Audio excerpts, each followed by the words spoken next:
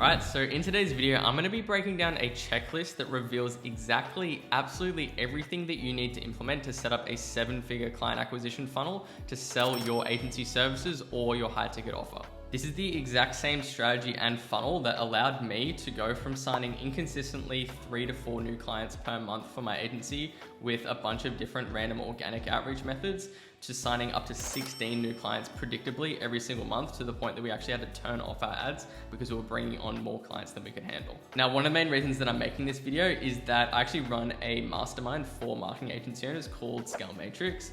And one of the things that we help clients with is implementing one of these paid ads funnels, getting the funnel set up, and then assembling a sales team so that you can scale client acquisition rapidly. And sometimes we'll speak with agency owners who have applied to join the mastermind, and we'll run through everything that we help them implement, and they leave feeling like that they can implement a lot of this stuff themselves. And so I want to just lay out really clearly everything that you need to implement so that you're not missing anything if you do decide to go ahead and implement all of this stuff yourself, but also so that you can see clearly everything that needs to be done right to get this entire machine to work, so that you can have more clarity around maybe what specific areas you really need help with implementing for your agency. I'm gonna link a free Google Doc below in the description. There'll be no opt-in, don't have to give your email or anything, where you're gonna be able to access this entire checklist. So if you want that, just head to the description and you can download that. So first, let's start with some prerequisites for launching a 7-figure client acquisition funnel. So number one is that you need to have a validated service and a validated fulfillment mechanism before scaling client acquisition. At the bare minimum, you want to have at least 3 to 5 solid case studies where you've shown proven results.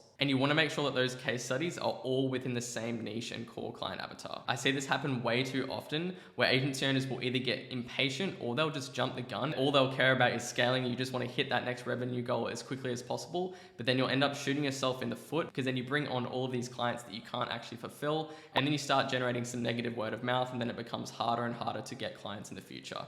Don't make this mistake. Do things the right way. Scaling as quickly as possible is not always the best thing. You need to have a proven system for getting clients results in place. Also as well, you need to have at least a few solid case studies that you can actually use in your marketing material, because it's way harder to get results with paid ads if you're not able to show some proven results, because all of those claims that you're able to make once you're able to get good results for clients brings down your ad cost, because your ads become more compelling because you're able to make stronger claims to the market. The next prerequisite is that you need to have a clearly defined client avatar. I'm not going to spend too much time on this because it's pretty obvious, but if you're at a point in your agency where you still aren't super clear on what that core client avatar is that you want to be going after, then don't launch a generalized paid ads funnel where you're calling out, a few different client avatars, or you're just calling out business owners in general. One of the key things that makes paid ads work so well is when we've got a hyper-specific offer for a hyper-specific client avatar, and we're able to put an ad in front of them, and that's what gets it to convert. If we're serving all of these different niches and all these different client avatars, and we make an offer and ads that's very generalized, then our ads aren't going to perform, and you're going to waste a lot of money.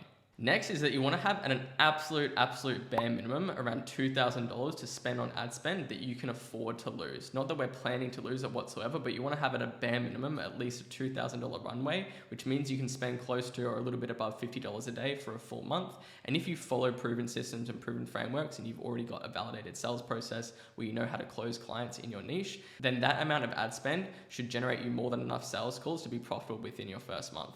The very first month that I launched paid ads, we spent around $2,500, and we actually had about a 12x return on ad spend. But we had already been operating as a marketing agency for about 2.5 years and had quite a dialed in sales process beforehand. Now that we've got those prerequisites out of the way, step one is to define your offer before we create our funnel, before we create our ads, before we create our video sales letter. Everything starts with a killer offer. Now, I'm not going to spend too much time on how to create a perfect offer. You can check out Alex Hormozi's website for that. But just some quick tips is that, of course, number one, we need to have a clearly defined client avatar. Don't make an offer around multiple or just generalized niches. Next is that you want to include some kind of unique mechanism. And so this is where you have like a name or a label to your process or your system for getting results, your XYZ client acquisition system for your niche. This is a very common but powerful copywriting strategy that significantly increases the perceived value and the uniqueness of the offer that you're putting in front of the market. Next is optional, but is again very powerful, is to include some kind of offer-based guarantee based on the dream outcome of your ideal client avatar. So for example, a lot of people in the real estate niche, for example, will do some kind of lead-based guarantee or appointment-based guarantee. If you don't book this amount of appointments, you don't pay. If we don't generate you this amount of leads, you don't pay. Those can be very compelling. However, a lot of those are starting to get quite saturated, and a lot of different niches are sick of seeing those same offers over and over again. It's not 100% essential to use that type of offer, but it can be very compelling if you introduce a unique one to the market. Which leads on to my last point is don't use the same offers as absolutely everyone else. Make sure that you do some market research before developing the core foundations of your copywriting and your marketing for paid ads, your VSL, and your funnel. See what the market's doing, see what everyone else is doing, but then use those winning ingredients to make your own version of it and make something that's unique. Now that you've got the foundations of your offer together, you can start building the pages for your funnel. So step one is you need to create an opt-in page that has a pop-up where you're collecting a name, phone number, and email. That's super simple to create. Next, you need some compelling copy and a good headline on that landing page to improve the conversion rate of your landing page. You want your conversion rate to be around 15 to 20% for that landing page in terms of the conversion rate of how many people land on that page to how many people actually complete and fill out their information. 15 to 20% is what you want it to be hitting. Best practice is that you should be split testing a new headline on your landing page while you're running ads every single week. That way, every single week, you're going to be able to make incremental improvements on the conversion rate of your landing page. The next page for your funnel that you need to create is a page for your VSL or video sales letter. This is a ridiculously simple page where all you have on it is a headline, your video, and then a button to go to the next page, which is going to be the book a call page. And on your video sales letter page, obviously the main thing is that you need to create the video sales letter. This is a 10 to 15 minute video. You need to make sure that you've got some kind of proven framework or template for developing your script for that video sales letter, because there's so much strategy that goes into creating an exceptional video sales letter, and it can really make or break the conversion rate of your funnel, and it can make or break the conversion rate of your actual sales calls as well, because your VSL is what sets the tone for how motivated someone is by the time they show up to one of your sales calls. So page number 3 is your calendar page, where you need to have a Calendly event embedded in the calendar page. This is super simple to set up. You just create a Calendly event inside of Calendly. Then you can generate the HTML code so that you can import it and embed it inside of a landing page. Then you want to make sure that you've got your SMS and email confirmation reminders set up correctly. You want to have an SMS and email that goes out upon booking so that they've got a confirmation that something's been scheduled. Then you've got SMS and email reminders that are going out 24 hours and 1 hour before the meeting. That's the bare minimum that you can do to ensure a good show up rate. After your call booking page, then you want it to redirect to your last page, which is your thank you page,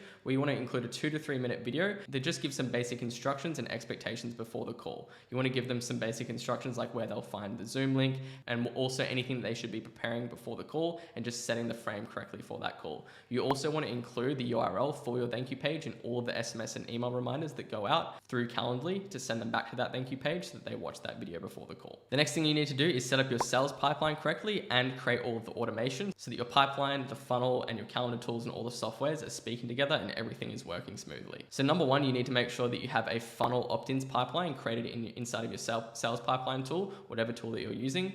This is the pipeline where all of the leads are going to go into, where it's going to be used for the customer journey from a lead generated to a sales call actually booked. Then you need to create a second pipeline called the sales pipeline, which will be used for the customer journey stage from a sales call booked all the way up to a client actually closed. Once you've got those pipelines created, then you'll need to create an automation within your CRM that automatically moves leads from the funnel opt-ins pipeline to the sales pipeline once someone has been moved to the sales call booked pipeline stage. This way, if yourself or one of your appointment setters updates the pipeline stage to sales call booked inside of your funnel opt-ins pipeline, then it's automatically moved that lead into the sales pipeline. Then you'll also need to set up a Zapier integration, which will automatically update the pipeline stage in your pipeline when someone schedules a call through Calendly. This way, if someone schedules in a call with you directly through your funnel, or if an appointment setter schedules in a call through Calendly, then the lead will automatically be moved to a sales call booked pipeline stage inside of your pipeline, so that you don't have to do that manually. The next Zap that you'll want to set up is a notification once a sales call gets booked through Calendly that will send a notification inside of a dedicated Slack channel. You can create a Slack channel just called like sales calls booked, and then you can have it trigger whenever someone schedules in a call through Calendly. It will say in the Slack channel that a sales call has been booked, and it will show all of the details of the application so that you can see when calls are being scheduled. We also use this so that our appointment setters can grade applications, and if someone schedules in a call that's not necessarily qualified to have a call with us, they can cancel their call, then they can task that lead to be called back up so that they can actually qualify them and see if they are eligible for a call or not. You'll also want to set up an automation inside of your pipeline that sends an SMS to your leads very soon after they opt in for the first time, some kind of open-ended conversation starter or something that you're leading in a conversation to provide them some kind of free training where we can ask qualification questions and move them closer to wanting to have a discovery call. You'll also need to create a 7-email follow-up automation campaign that follows up with all of your leads that opt into your funnel. The way that this is usually structured is that the first 4 emails end with a call to action to go back and watch the video on the VSL page. And then the last 3 emails end with a call to action to schedule in a call, and they redirect back to the call booking page on your funnel. This way we increase the conversion rate of our funnel as a whole, because all leads that opt in and don't necessarily convert into a call straight away are sent back to the funnel so that they're more likely to convert into a call later down the track. Because once this is set up, you'll also need to create a Zapier automation that subscribes people to that automation once they opt into your funnel. Then you'll also need to create another Zapier automation that removes someone from that automation once they do book in a call. That way people don't keep getting sent that email sequence if they already have been booked in for a call. Now that you've got your pages, the pipeline, and all the automation set up, now it's time to make the ads. So one thing that is so ridiculously important to remember is that 90% of your performance when it comes to paid advertising comes down to the offer and the creative. This is why when we work with our clients one-on-one inside of Scale Matrix, we spend a lot of time on the strategy for developing high quality creatives. And just as a testament and a bit of a live case study, I've actually recently gone through the process of creating a completely new VSL funnel and creating completely new ads for an entirely new offer within my own agency. And we just launched our new ads a couple days ago, and our ads are absolutely crushing it and we're getting insane results. And so if I come over to Ads Manager here, you can see that literally just we've only had ads live for about a day and a half.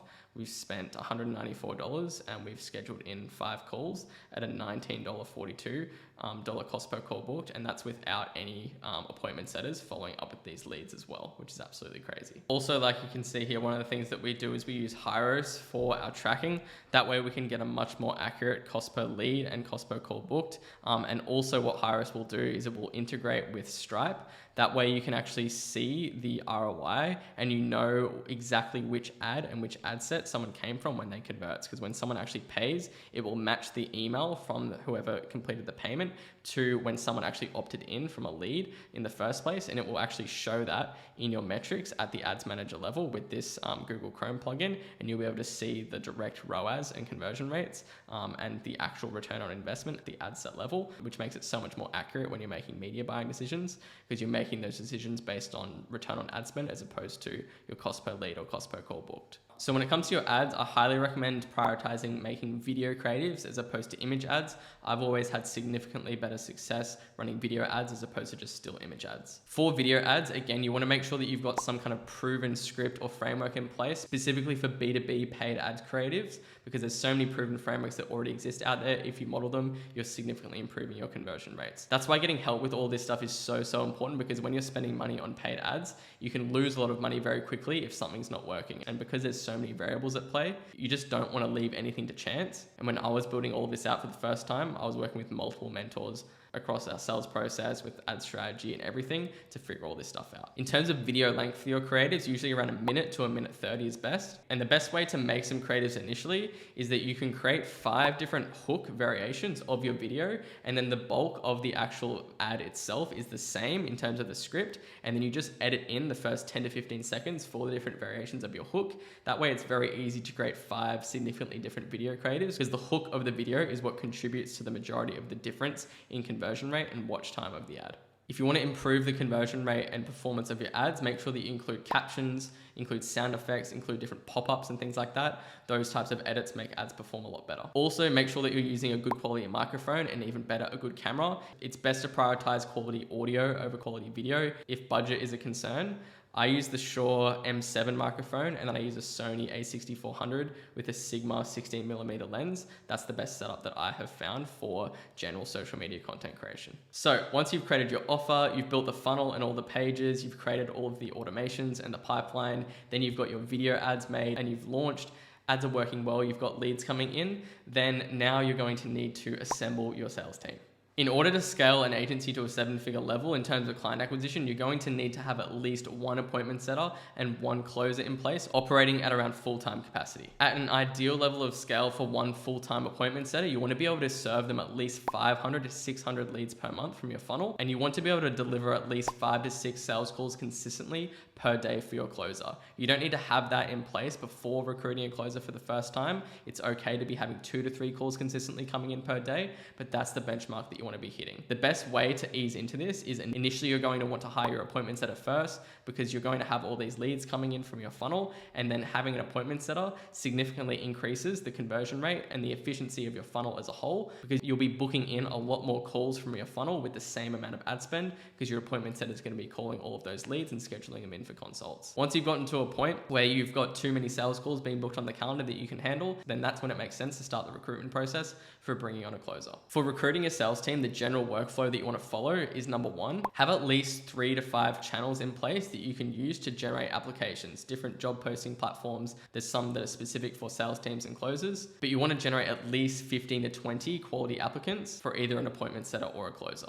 To do this, you'll need to have a job post template together so that you can have a professional, well-written job description of the role that you're actually hiring for, and that way it's easy for making job posts because you can copy and paste the same job post description for the same role. Then you'll also need to have an interview template in place with questions specifically for screening sales professionals. This is really important, as well as a grading and ranking system in place. That way you can grade and rank applicants after you've conducted interviews, and it makes it a lot easier for selecting the best applicant, because you can review the outcome of the interviews based on numbers and gradings as opposed to just your general anecdotal feelings after a meeting. Next, you'll need to have a contract template in place for both a closer and a setter position. It's also good to have set up some kind of dedicated application survey that can be used to send out to applicants when they're applying to work with you, or having a dedicated Calendly event that you use for scheduling interviews with potential setters or closers. Then, as you build and validate your sales process and you're working on recruiting your sales team, it's very, very important to have a bulletproof and a very tight onboarding, ramping, and training process for your sales team. So you want to make sure that you've got an onboarding system in place, that you've got a good set of training assets and resources for your team, and you've got a clear roadmap for ramping up and training setters and closers with all the necessary resources and training for them. And you know what KPIs they need to be hitting by when, and you need to have clarity around when or if you should fire someone if they're not hitting their KPIs within a certain time frame. If you don't have clarity around all these areas, you're going to waste a lot of money or spin yourself around in circles, because you don't have clarity around if you have the right people in place or if they're performing as well as they should be when they should be. And so lastly is just a bit of a list of the different assets and resources that you want to start building or have in place when you are hiring appointment setters or closers. So for your appointment setters, you're going to need to have a daily workflow system and process in place that lays out how they structure their day and all the tasks that they do in the different parts of their day. You'll need to have a tracking sheet in place that tracks all of their essential metrics and KPIs so that you're tracking their performance on a daily basis. You'll need to have a script that is tailored towards outbound dialing leads from paid traffic, where the questions have been customized specifically for the niche and client avatar that you're reaching out to. You want to have example call recordings for successful calls that have been conducted internally by yourself or another team member to show and train an appointment setter with some examples of what successful appointment setting calls look like. You'll need to have a system and process for how to handle no-shows and how to reschedule no-shows when they come up. You'll need to have a system and process for doing appointment confirmations, which is something we implement to increase our show-up rate, for how to confirm appointments before they come up. Then you'll need to have an end-of-day reporting system and process in place, which is a tool that we use to manage our sales team, and there needs to be a structure of how they submit end-of-day reporting to yourself or the sales manager. To facilitate this, you want to create some kind of like end-of-day appointment setters Slack channel inside of Slack so that appointment setters can submit their end of day reporting task. For closers, you want to make sure that you've got a refined sales script in place that's been validated before handing over to them. The last thing that you want to do is hire a closer if you don't have a validated script, or you've got a script that's like used for yourself and it's messy and it only makes sense to you. Make sure that you've got a validated script and a proven sales process in place before bringing on a closer, because if you don't have a validated sales process and you bring on a closer, then they won't have confidence and conviction that your offer is closable.